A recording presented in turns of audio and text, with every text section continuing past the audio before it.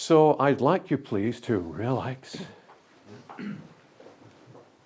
to close your eyes,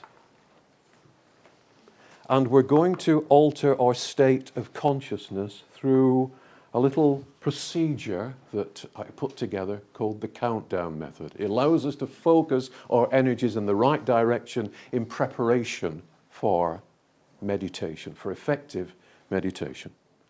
So, become still in your physical body and concentrate your physical mind now on the number 10. And you can see that number in whatever typeface you want. You can see it as a number. You can see it as a word. You can see it in any color you want, any size you want. You can look at it from the top, from the bottom, from the side, from the back. But concentrate on the 10 and on nothing else. And you will feel, as you concentrate on the 10, your energies changing. You're becoming peaceful. Now, please magic that number away in your mind's eye and replace it with the number 9. 9 takes you deeper into an altered state of consciousness, a higher state of consciousness. And do the same thing with the number 9. See it in color, see it in a different typeface, see it as a written number or an actual number.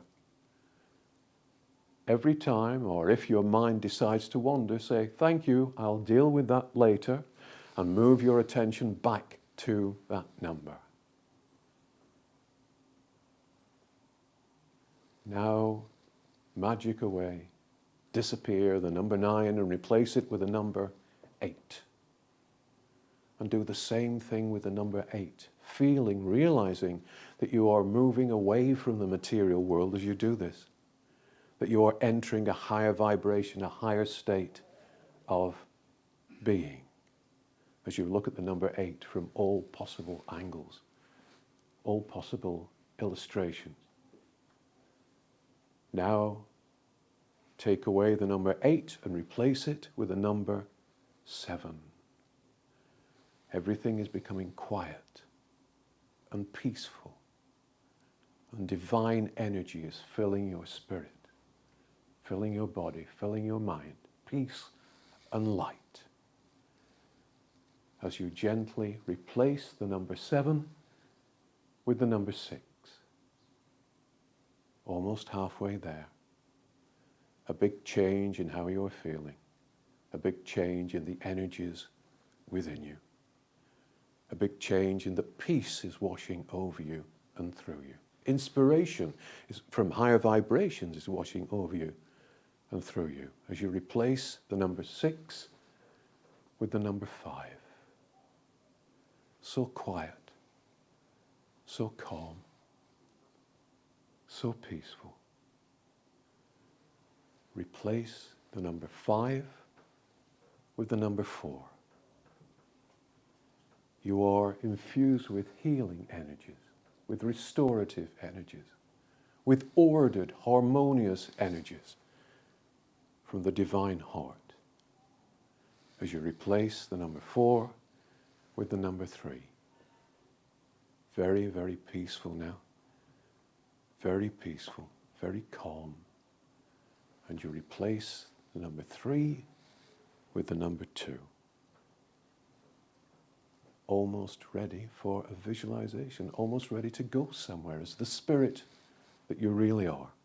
As you replace the number 3 with the number 2 and the number 2 with the number 1. Concentrate on the number 1 for a moment and then let it go. You are now operating as the spirit that you really are. And as the spirit that you really are, in your imagination now, I want you to stand up out of your physical body. So you leave your physical body sitting in the chair, in the sanctuary, and you stand up as the spirit you are, still connected to that physical body by an electromagnetic cord of light. but ready to go on a little journey. So having stood up from your physical body, I'd like you in your imagination to walk over to the door of this room and to open the door of this room. Now, on a physical level, the door of this room connects to the cafe beyond. But you're not on a physical level, and you find that standing in the doorway as you open it is a spirit person. They look dignified and luminous. And one moment you think you're looking at a wise old man. The next, it's as though you're looking at a wise old woman. The next, it's as though you're looking at a child that has such wisdom behind their eyes. And the next, as though you're looking at light, an embodiment of love and peace and permanence. Now, through the doorway, behind this spirit, is not the room you saw on a physical level, but you can see instead a vast space filled floor to ceiling with books. Hundreds, thousands, perhaps millions of books, shelf after shelf of books. And you now step through the door and into this space with the Spirit, and you find yourself in an incredible, a beautiful, a wondrous library. The Spirit, let's call him or her the librarian, leads you deeper into this vast area, and you marvel at shelf after shelf of beautifully bound books lining the walls of this high-ceilinged, vaulted library. Light streams in through stained glass windows, colouring the interior of this room. And there are freestanding bookshelves situated between the walls too, supporting, offering even more books to visitors. The Spirit, the librarian, leads you now to the far end of the room, where the end wall has been partitioned off into cosy, private little cubicles.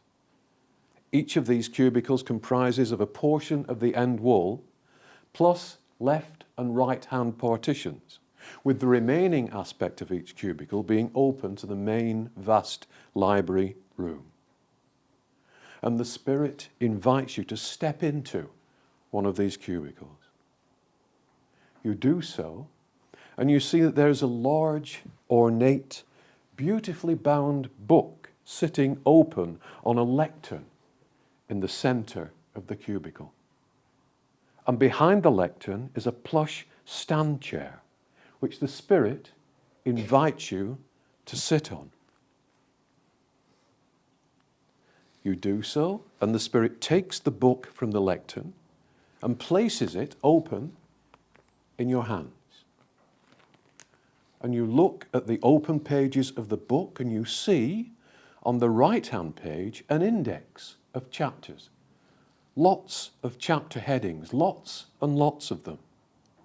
As you look down the list, you feel compelled to turn to one of these chapters. One seems to leap out of the page at you. And you discover that there is no need to search for the correct page, as the pages suddenly and automatically flip over to the ones you want, to the chapter you want in your hands. Now, the chapter you have chosen begins with a double-page spread. On the left-hand page is a beautiful illustration, a work of art, a silhouette of a human being surrounded by and streaming out pure rays of light. Perhaps the figure is male. Perhaps the figure is female. As you look at the figure, it seems to alternate between the two. On the right-hand page are the words opening this particular chapter, this particular life that you have lived, because the figure in the illustration is you. Because this is the book, the record of your life. Actually, the book of all your lives on earth.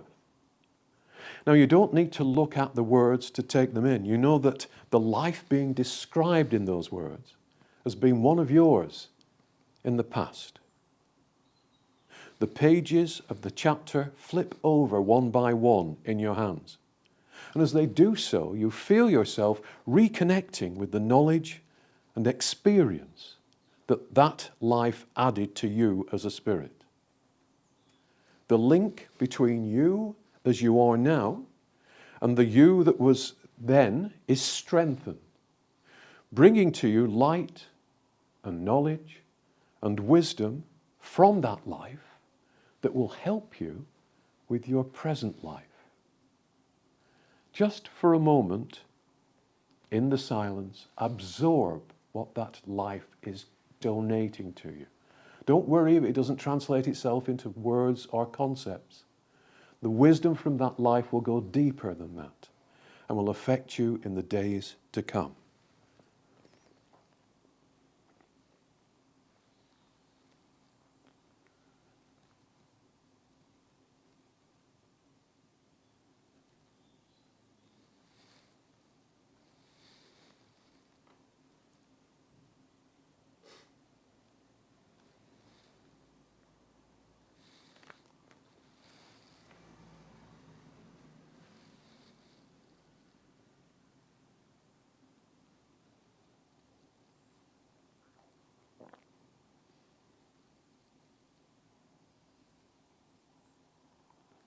Now, I'd like you to mentally choose another chapter. Think of another chapter. And you'll find that the pages of the book turn again, automatically, to a new double-page spread. And you discover the same illustration is there on the left-hand page. This is you again, but from a different life. This is you living another life. And again, the pages of the chapter flip over without you needing to touch them. Again, the knowledge and spiritual evolution gained during that life reconnects with you. It's yours. Nobody can take it away from you. And the wisdom and spiritual insights gained during that life are infusing you once again. You're reconnecting with them. You're adding to your wisdom in this life.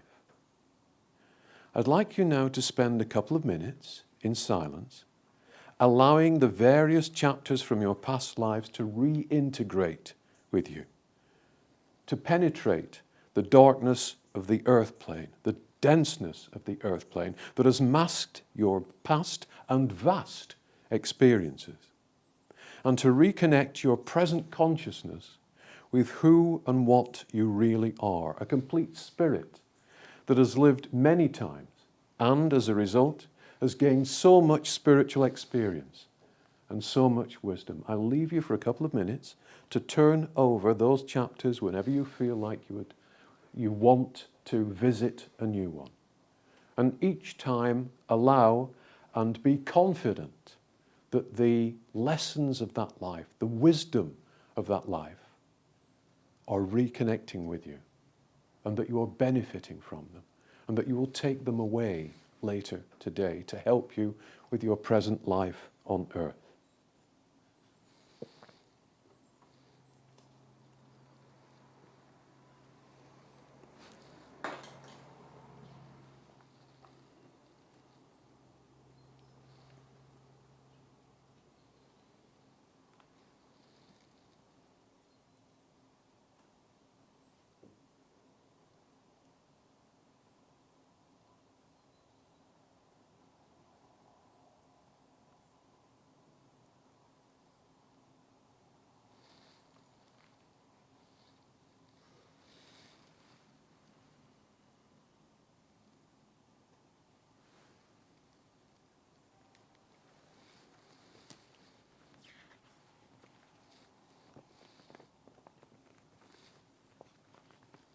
And now, I'd like you please to turn to the last pages of the book. And there you will discover something wonderful. Because as you look at what at first appear to be blank pages at the very back of your book of lives, you find that words, writing, is appearing on those pages. and you realize that your book is still being written, and that you are adding those words, you're adding wisdom, you're adding experience to its pages every second in living your current life on earth.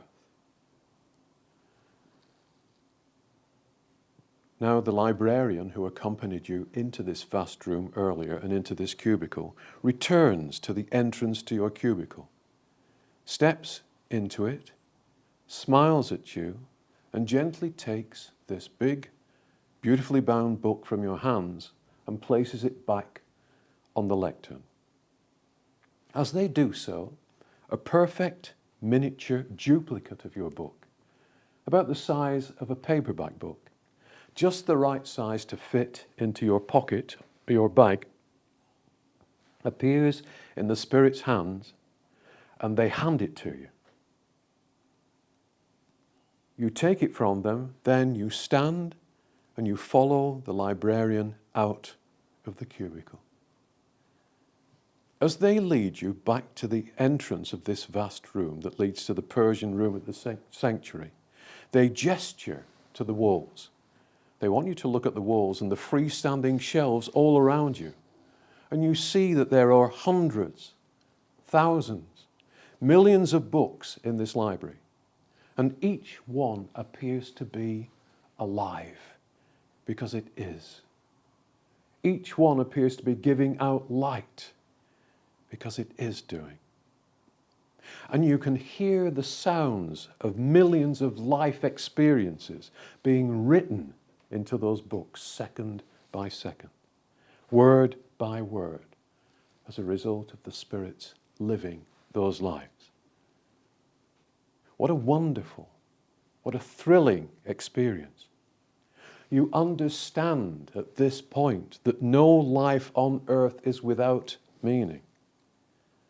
And each of these books being written is contributing to and will contribute to the experience of spirits in higher vibrations. The Spirit escorts you slowly, peacefully back to the doorway to this room. And you move over from the doorway of the Persian room across to where your physical self is sitting. You, as a spirit, for a moment, stand facing your physical self. You see the electromagnetic cord that connects you to your physical self, and then you turn around and you sit back down in your imagination within your physical self. And at this point, in your imagination, you take the paperback version of the book of your lives you were given by the Spirit, and you put it in a pocket, or you put it in your bag, and we'll be returning to it later in the day.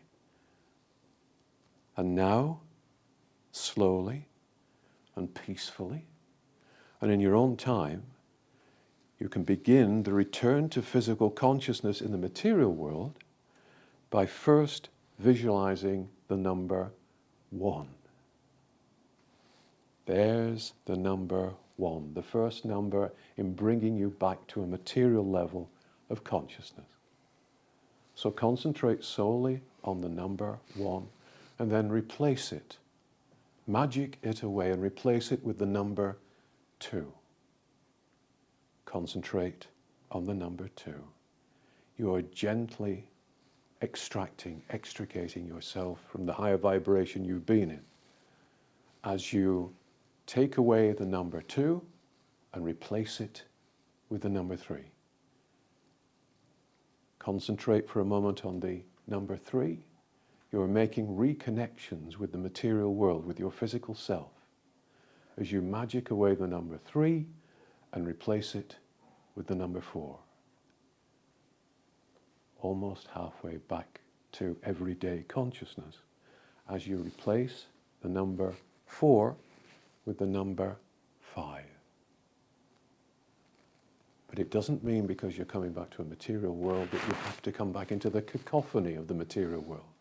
You can bring with you the peace and the light that you discovered in the library and in the book of your lives as you dissolve away the number 5 and replace it with the number 6.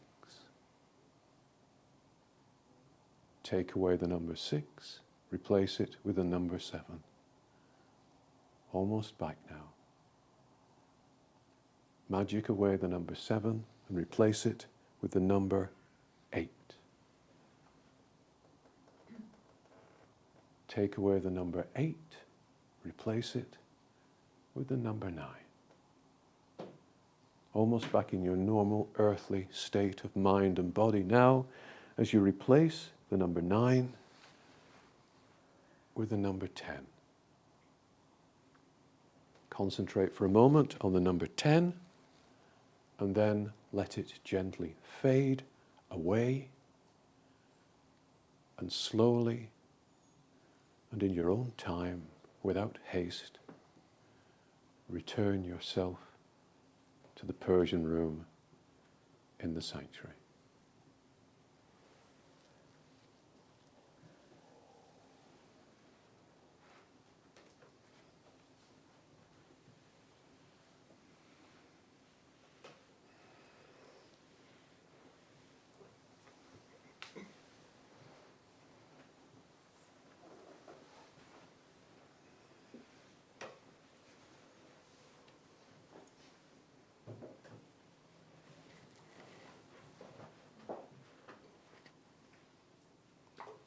I think everybody's back with us. You didn't know you were coming here to sleep.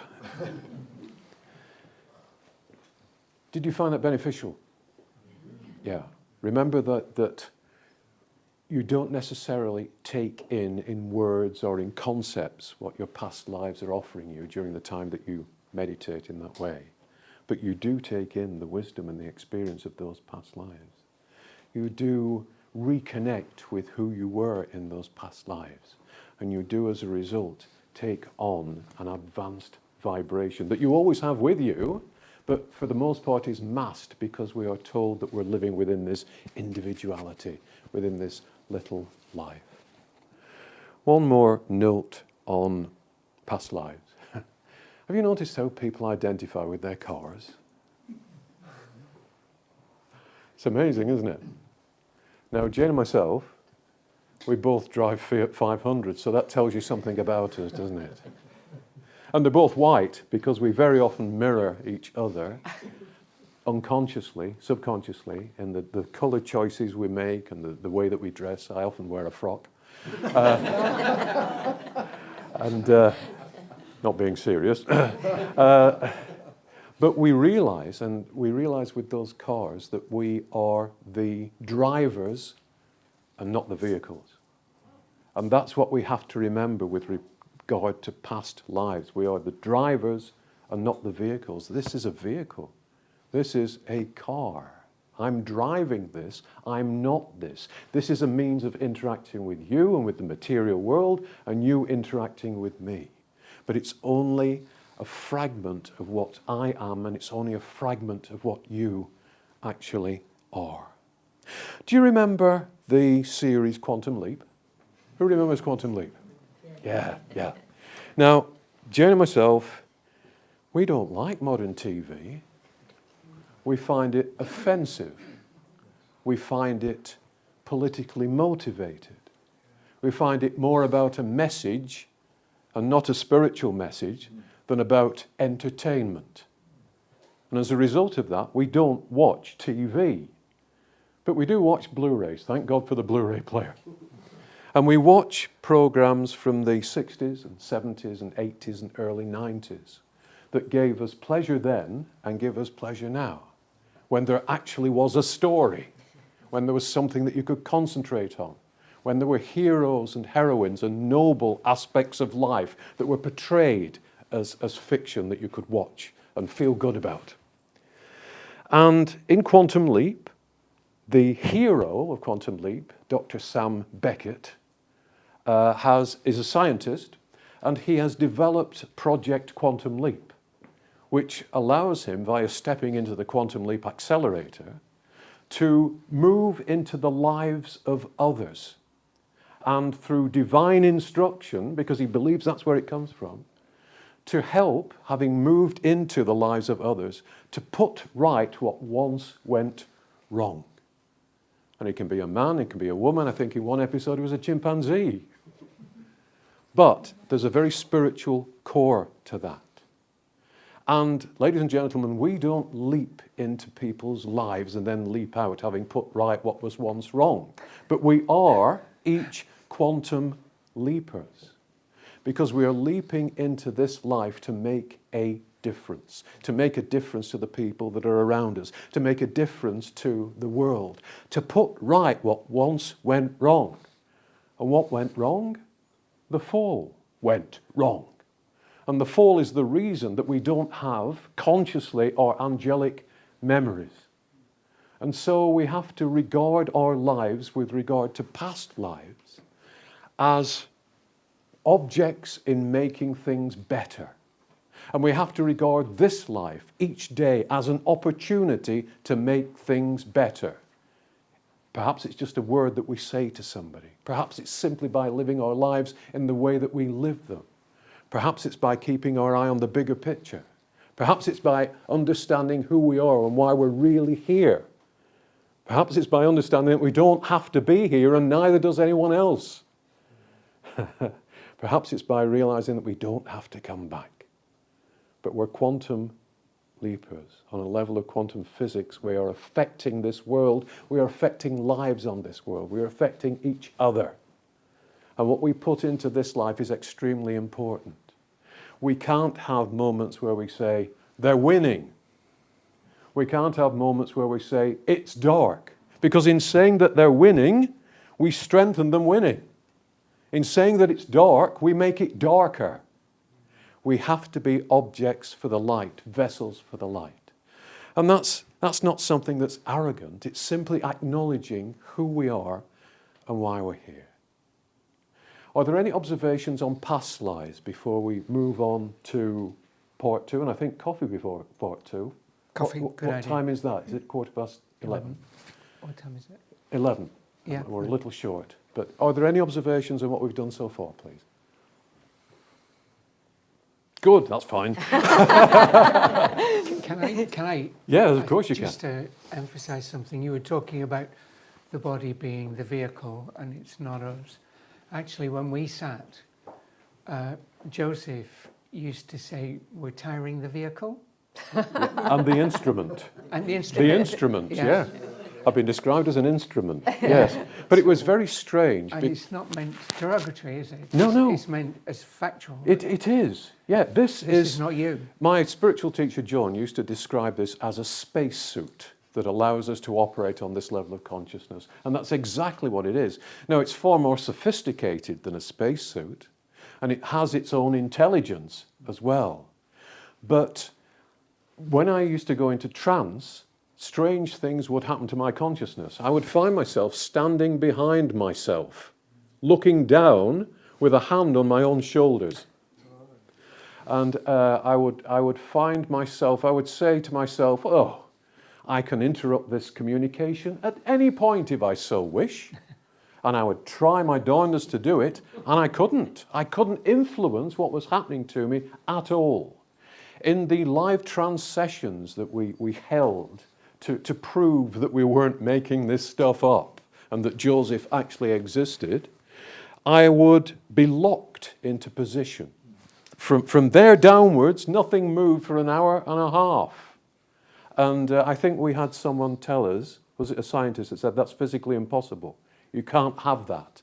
But that's what happened. My point is that we are integrated with the body, but we are separate from the body. We are two different things. Yeah. Can I just ask a question? How do we get over the population problem? The population, because obviously the population on Earth has grown. Yes. Are there new souls coming in? No. Don't come back. No. This is a popular question. And when I was developing as a medium, I worked for an advertising agency, and my boss used to take great delight in saying, oh, there's more souls now than there's ever been. How do we know? Because civilization, according to Joseph, has come to a conclusion at least twice that he can access going back in the Akashic records, possibly more than that. And you'd think, why on earth would people want to come back? We'll examine that later in the day. but they have come back through volition, but they're not new souls. This is a big universe, just on this level.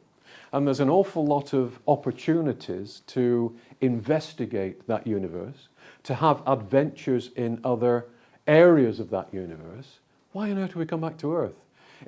If we look at it currently, it is not the most pleasant of places. That the planet itself is a pleasant place, it's a wonderful place. But even the planet has been masked by our own thoughts. I was once shown the planet as it really is. And if we think trees and fields and flowers and bushes are beautiful, to see this planet as it really is gobsmacking.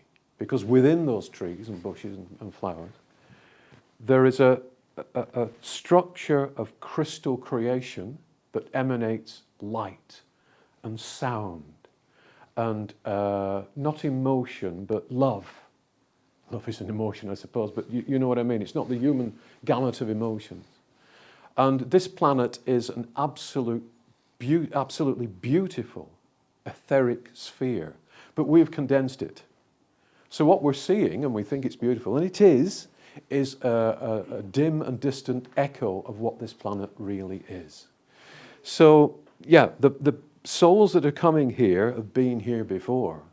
What we want to change is that we don't want them to come here again. Let's give the Earth a breather. Let's let this planet reset itself to the sphere of experience, angelic sphere of experience, that it was created as, and is destined, if we get it right, to be again. It still is at core, but we were supposed to learn not through conflict, not through separation and isolation, but through love, through discussion, through connection. And we were supposed to travel through this earth plane in physical bodies in full knowledge of who we are. So we would have this duality of spirit. We would be enjoying this opportunity to move through a physical sphere that we created, but we would also concurrently understand that we were angels visiting this sphere as tourists, going back to your animation, splendid animation, as tourists in order to gain experience. And that this sphere, as all the other spheres, all the other planets do, offers a unique experience that you can't experience anywhere else. And when you look at that the Earth is this wonderful opportunity to learn and to grow in love, and to grow closer to each other, and to grow closer to the divine, doesn't it make a travesty out of what is happening at the moment? Doesn't it? You know? And Joseph says in his books, sometimes I'd like to shake people by the lapels. And I can understand that. For goodness sake, get some spiritual sense into you. You're not here to do this. You're not here to control and manipulate and dictate. You're here to love and to grow and to help. Sorry, I've got off track a little bit. I can't even remember the original. Yes, the souls that are coming here have been here before, and really, they should know better. We'll examine why we're all here later on. It's not as grim as it sounds. But they should know better. They have been persuaded to know better. They're trying to persuade them to know better, but they're not having any of it. And there's a reason for that we will examine later today. Could I just add something to that? Yes, certainly. Originally, there were more angelic children, and luckily, there are ones that are persuaded not to come back, and they move on through the spiritual spheres and out into infinity. So originally, there were more, but luckily, some of them have seen common sense and they've been persuaded. So. I think it's 15 and a half at no, there's more than that. at the last count. Yeah, exactly right. Yeah, but you see, we always look at things in finite terms. There must be a beginning, there must be an end. This is a parcel of energy and this is how it looks. We didn't have a beginning. The divine didn't have a beginning. The divine doesn't have an end. We don't have an end. It's only because we're on this material level that we view everything as having a beginning and an end, of being a parcel of energy, you know. And people will say, oh, where did God begin? Didn't begin. God is. Didn't need a beginning, doesn't need an ending. These are earthly terms, but there's some of the terms that bring us back here, unfortunately. Just a very quick question. You know that cord that's attached, is that a spiritual element? Is that a physical, or is that a combination of both? It is a combination of both. There are different vibrations along the, what would I say, not the length of that cord, but within that cord there are different vibrations because there are energies feeding different levels of our consciousness and different levels of our physicality, you know. And it shows that we, the spirit, animate we, the body, and that it is essential that we have that cord connection for the body to function, to continue to function. At physical death, that cord parts, like the umbilical cord cuts when a baby is born here. But it's the reverse, isn't it? That cord cuts and severs the connection with the spirit, with the physical body, so that we can move onwards. But when we decide to withdraw that energy from our body, that body no longer functions and should go back to the earth.